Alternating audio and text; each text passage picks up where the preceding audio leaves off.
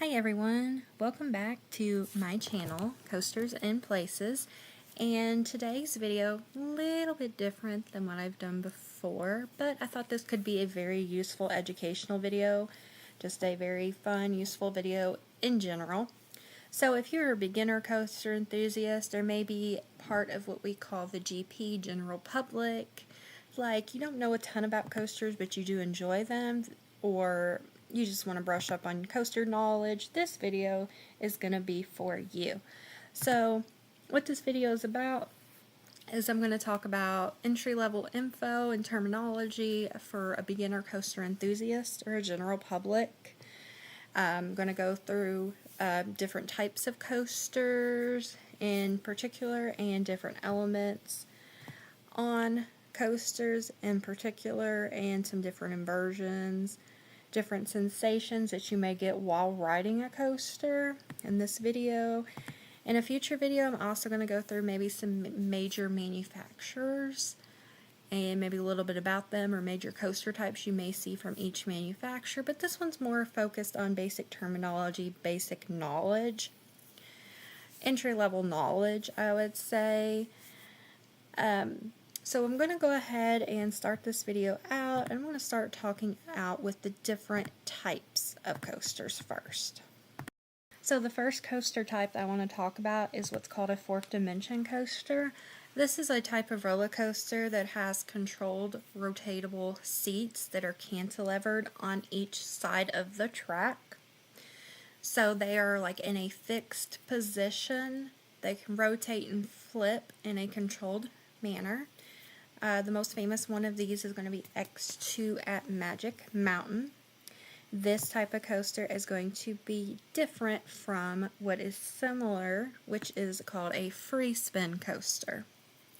So a free spin coaster is manufactured by S&S, and it's that company's version of a 4D coaster, but it has the spinning wing seats. So basically, instead of having fixed with the control spin, it has the spinning, the free spin has the spinning wing seats, and you may have a ride where you spin a lot, or may have a ride where you don't spin much, if any at all.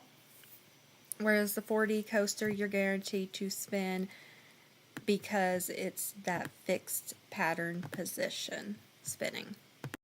Next up, this is called a Blitz coaster. And this is going to be a coaster by Intamin that features multiple LSM launches and inversions, as well as custom layouts. These are pretty common through Europe. In the US, Maverick and Cheetah Hunt are a couple examples of Intamin Blitz coasters. A boomerang coaster is where the train travels forward, stops, and then it goes backwards along the same track. So forwards and then back along the same track. Like a boomerang, it'll come back to you basically, is what a boomerang coaster is. This is a dive coaster, and this is a type of coaster that a lot of enthusiasts will call a one-trick pony, or even call gimmicky. Because what it is it's a coaster where the car is held at the top of a vertical or near vertical drop before being released. So the train or the car, which is the ride vehicle basically, it's held there, like you may be dangling there for a minute, and then it releases. So it's like that anticipation before the drop. And so some enthusiasts will call it kind of gimmicky, one-trick pony, but most of these are actually complete coasters, and a lot of people love them. I think they're a lot of fun. So yeah, don't really get the gimmicky or one-trick pony aspect of them, but that is what a dive coaster is. Okay, we have out and back coasters and double out and back coasters. So out and back coaster, it basically goes out and then it comes back. So pretty common, especially terminology for like a wooden coaster. And then a double out and back is basically an out back coaster whose track follows a similar route for a second time. So a dueling coaster is where there's two roller coasters that are built in close proximity to one another.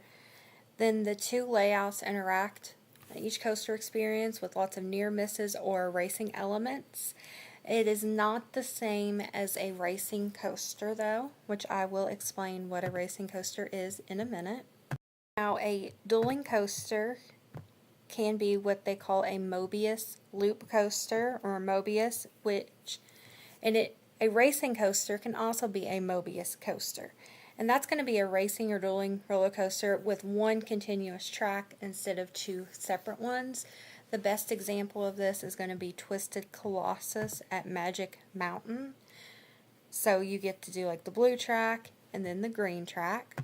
Now, a racing coaster is where there's two separate tracks, but they're usually parallel, run side by side for most of the course. And the trains, they're released simultaneously so that they race from start to finish. You should be able to see the other train for the most part during the course, and you get that fun racing aspect. They're different from a dueling coaster in that the tracks are pretty much identical. Technically, a lot of dueling coasters you could still race on, but not always. But racing coasters, they're pretty much parallel, identical. The Racer at Kings Island, Gemini, Cedar Point are two great examples of racing coasters. This coaster is a Eurofighter, which is manufactured by a manufacturer called Gerstlauer, and it's a design type of dive coaster that features a vertical lift hill, a beyond vertical first drop, which means it goes beyond 90 degrees the first drop, and at least one inversion. These are usually custom layouts. The layouts can vary greatly among the different Eurofighters. Floorless roller coaster is one where the vehicle or the ride train sits above the track, but it doesn't have a floor between the rider's feet and the rails, which allow the legs to dangle freely. A couple of examples of floorless coasters would be Firebird at Six Flags America or Kraken at SeaWorld Orlando. So a flying coaster is a coaster where riders, you're basically parallel to the rails, either on your back or your stomach throughout the course, and you get the sensation that you are flying. So, you feel like you're flying, like your arms are free, your legs dangle, and there may be a lot of near misses where you feel like you're going to hit something but you don't with it involved. Tatsu at Magic Mountain would be a good example of a flying coaster. I'm going to talk about some different coasters in different height classes that can make different types of coasters. First up, we have a hyper coaster, which is any roller coaster that has at least one element, which between 200 and 299 feet tall. This is often the lift hill. So some examples of a hyper coaster here in this video, we have Magnum XL 200, which was the first full circuit hyper coaster. Another ones we have Diamondback at Kings Island is a hyper coaster. And then from hypercoasters, we also have giga coasters, which is any coaster with at least one element between 300 and 399 feet tall. So Fury 325 at Carowinds is a giga. Millennium Force at Cedar Point is also a giga. And then lastly, with the height classes, we have strata coasters, which that would be a roller coaster that is over 400 feet. Top Thrill 2 at Cedar Point would be an example of a strata. Hybrid coasters are pretty popular. They are roller coasters that have both wood and steel materials in their structure. RMC, or Rocky Mountain Construction, has been doing a lot of these where they've converted old wooden coasters into coasters that have a steel track. So, Steel Vengeance at Cedar Point, Twisted Timbers at King's Dominion, there's some examples of hybrid coasters. They can have a steel track and a wooden support frame, maybe a wood track with wooden steel supports, but either way they're a mix using those two different materials. An inverted coaster, or some people call it a suspended coaster, is where the ride vehicle is fixed below the rails and the rider's feet will hang freely, and the coaster can also invert upside down. So these are very common coasters. You'll see them a lot of places. In fact, most parks has one of these types of coasters. Dragonflyer at Dollywood. That is an example of an inverted coaster. You have Banshee at Kings Island. That is an example of one. Batman the Ride, Magic Mountain. That is one. So they're pretty common coaster types. A pipeline coaster is a relatively newer type of coaster where riders are positioned between the rails instead of above or below the rails. Pipeline the Surf Coaster down at SeaWorld Orlando is one of these. So a sit-down coaster or a sitting coaster is exactly what the name implies. It's just a very common, definitely probably the most common type of roller coaster, traditional roller coaster with vehicles above the rails, and you just sit down in them, and the train will have a bottom where you can put your feet at. On the other side from sit-down coasters, you'll have stand-up coasters where riders, you are in a standing position while restrained and while riding the ride. So a spinning coaster is exactly what it sounds like. It's where the trains and the seats can freely spin on its own horizontal axis. A lot of times the spinning depends on rider's weight. If you get unevenly balanced throughout the car, you could end up spinning more than if the weight is more balanced. Very, very common type of coaster you'll see a lot of places is called a wild mouse coaster. Several different manufacturers make these type of coasters. What they are is it's a single car roller coaster, could seat 2 to 4 people, with a large flat section of the upper track. So the very top of the track will be flat. It has multiple 180-degree turnarounds. And then it'll have lower section of track as well with a few drops or smaller hops that may provide what we call airtime. So they are pretty common and they are called wild mouse coasters, and a lot of them will actually be named wild mouse as well. The last coaster type I want to talk about is what we call a wing coaster. So this is where the seats are fixed on both sides of the vehicle outside of the rails. So as you see here, the seats come off the side of the track of the rails, and your feet will dangle freely versus being above the track or under the track. Next, I want to talk about inversions and some different types of inversions that are pretty common. So an inversion is an element on the coaster track which will turn riders 180 degrees upside down, then right side up again. Not all coasters have them, but they are pretty common. A barrel roll, which can also be called a heartline roll. So this element is designed to have the track twist 360 degrees around the train itself with an axis of rotation that is centered on the rider, usually at chest level. It's a pretty intense inversion. A bat wing is an element comprised of a mini dive loop running straight into a mini element. And I will talk about what a dive loop is and an Immelman is next. So going along with that bat wing, a dive loop is where the track twists upward and to the side. It's similar to half of what is called a corkscrew before diving towards the ground in a half loop. Going along with the bat wing and the dive loop, an Immelman, which I've also heard it be called an Immelman loop, is where the inversion begins with a vertical loop, but at the apex, or the top, the height of the inversion, peak of it, it turns into a corkscrew, exiting at the side instead of completing the loop. So it's almost like it's going to be a vertical loop, but then it turns into a corkscrew, and it doesn't complete that loop. It's the opposite of what a dive loop is. And then I'm going to talk about what a corkscrew is. Corkscrew is a pretty common type of inversion. In fact, there's even older coasters out there named corkscrew just for this inversion type. It's a loop where the entrance and exit points have been stretched apart, basically. So it's like you took that coaster loop and you stretched it out. That makes a corkscrew. I mentioned vertical loop when talking about Immelman, and a vertical loop is basically what it sounds like. It's a loop that stands straight up at a 90-degree angle with the ground. It'll look like a perfectly round loop. A cobra roll is a half loop which is followed by half of a corkscrew, and then another half corkscrew into another half loop.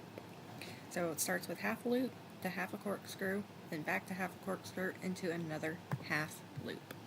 So an inline twist is an inversion that has little to no change in height and rotates the rider around a central point, which is often their hearts. It kind of reminds me a lot of a barrel roll or a heartline roll. The last type of inversion I want to talk about is what's called a 0G roll. Please note that there are lots of other types of inversions out there. These are just some of the more common ones I wanted to talk about. So a 0G roll, the element begins the same as a normal hill, but when the 0G roll starts, the train begins to flip. The revolution lasts the same amount of time as the 0G does, which creates the sensation of floating and rolling at the same time. So you'll get like some sense of weightlessness with a 0G roll. I'd like to talk about something very common on coasters now. They are called G-forces. So, element of physics. So we'll start out with lateral G's, which are the centrifugal forces that push or even slam riders to the side of the car. They're usually found on flat turns. Wild Mouse coasters is pictured here. Great example of a coaster that'll give you some lateral G's. Negative G's are the airtime G-force that gives riders a feeling of weightlessness as they lift off their seats. So that weightlessness feeling, that's negative G's. Opposite, we have positive G's, which those are the G-forces that increase the gravitational force upon riders, pushing them down into their seats. So that feeling where you feel like you're being pushed into your seat, those are positive G's.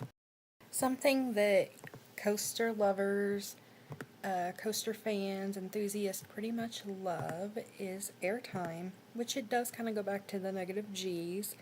That feeling of gives riders a sensation of floating, and that is the feeling created by those negative G's. It can create the butterflies in your stomach feeling, so that kind of feeling like you're coming out of your seat a little bit, or actually coming out of your seat, that is airtime.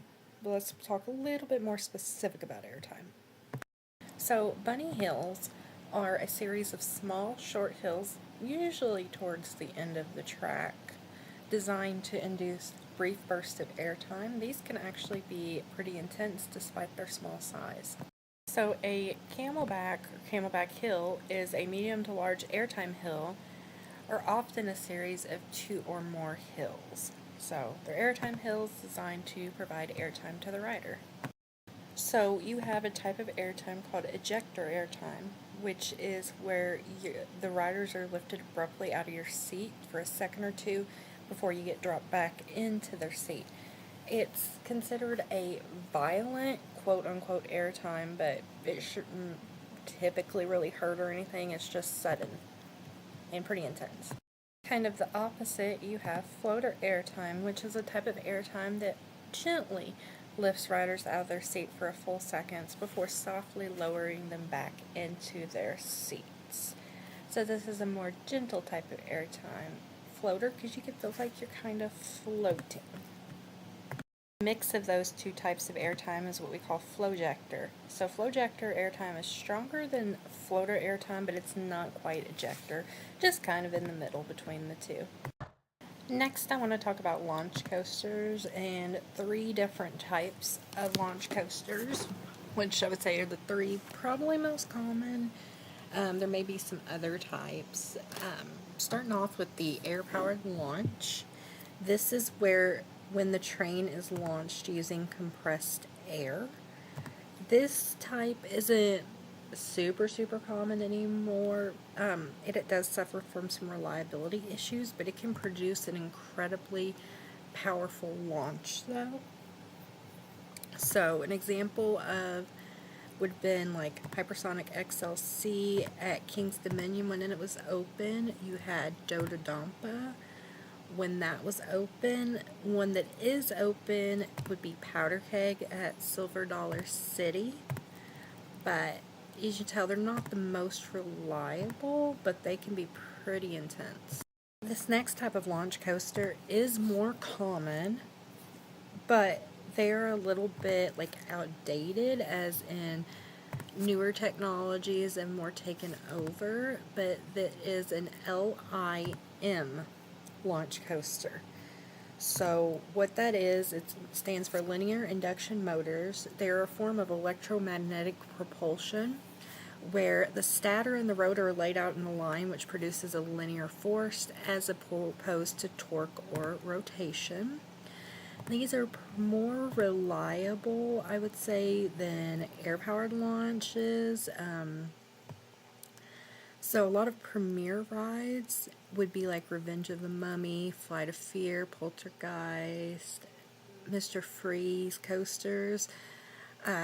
They are all types of LIM launch coasters. The third type of launch coaster I want to talk about is called an LSM launch. These are pretty common, probably the most common type. And LSM stands for linear synchronous motor. So this is where you have strategically positioned electromagnets that are used to launch the train. The LSM launch magnets switch attraction and perfect synchronization to achieve maximum acceleration. When the train approaches one of those track magnets, it's set to attract them on the train bogies, basically, which pulls the train forward. And after the train passes over those track magnets, which is also known as a stator, it's reversed to repel the train magnet, pushing the cars down the track. So the switching on and off is what separates an LSM from an LIM. Otherwise, they can be kind of similar, but some examples would be like Velocicoaster, Maverick, Cheetah Hunt. These are more common of a technology, and they're still pretty widely used today. Next, I want to talk about just a few miscellaneous terms or words you may hear coaster enthusiasts in the community using, and you may be like, what's that mean? Just a few random terms to end out the video, starting with valley. So a valley is a convex element on a roller coaster's track, but it's also used probably more commonly in a term that when a train or vehicle, it doesn't have enough momentum to make it over the following element, maybe a hill, up a loop or something, and it becomes stuck, or what is called is valleyed. This can occasionally happen. It's not abnormal, and it may result in you getting evacuated off the coaster train, but there's safeties in place in case that does happen. Another term you'll hear is staple or stapling. This is a negative term that enthusiasts use to describe when the ride-up ratchets, aka staples, down a lap bar or other restraint really far, thereby it can make the rider uncomfortable and reduces the sensation of airtime. Like when the lap bar or restraint is so tight that it prohibits some of the airtime that you would normally get. Another negative term is stacking. That is when more than one coaster, train, or vehicle is stopped, usually at the end on the brake run, waiting to come into the station. It usually means that the ride is having some slow dispatches or maybe some other technical issues or just something that's delaying the coaster from operating at maximum efficiency to prevent those trains from stacking, aka sitting on the brake run. So next up we have a double down and then a double up, which they're pretty much opposites of each other. A double down is a drop that's immediately followed by a second drop. You can even have as much as a quad down on coasters, but double down is going to be more common. And then a double up is a hill that starts to crest but flattens out and ascends again. So like two hills going up or two hills going down is basically what a double up and a double down are. Switch track, as the name suggests, is the section of track that moves or rotates to connect one side or the other of two parallel tracks. It can be found at the entrance and exit of dual loading stations or the entrance of a switchback station. Helix is a very common element on coasters, and even a lot of times a coaster may have more than one. It's a balanced spiral track, generally exceeding 360 degrees. It can go up or down. Just typically goes around in a circle, usually more than once, to make it more than 360 degrees. So a flyby is the section on dueling coasters where two trains race towards one another only to pass by each other at the last moment. This is a pretty exciting part of a dueling coaster. You think you may going to collide, but you're not. So that's why they call it a flyby. This is a top hat, and it's typically on a lot of launch coasters. So the top hat starts with a 90-degree ascent up a hill, followed by a 90-degree descent exiting from the same direction which it entered. It'll look kind of like a top hat and be curved in the way that's shown. Again, it's on a lot of launch coasters. Last but not least, this is a vertical spike, which it's also called too as a vertical rollback. It's a tall 90-degree ascent that is used to send the train on a backwards return to the station. These are on a lot of launch coasters, impulse coasters in particular. But that is the very last thing I want to talk about, and the very last thing in this video. Just coaster terminology, learning more about terms that enthusiasts use, and just entry-level info. If you found this video useful, make sure to give me a thumbs up, and I also do appreciate if you would subscribe to my channel. I do plan on soon making a video talking about different coaster manufacturers and some basic knowledge about coaster manufacturers. So stay tuned for that video, and again, thank you so much.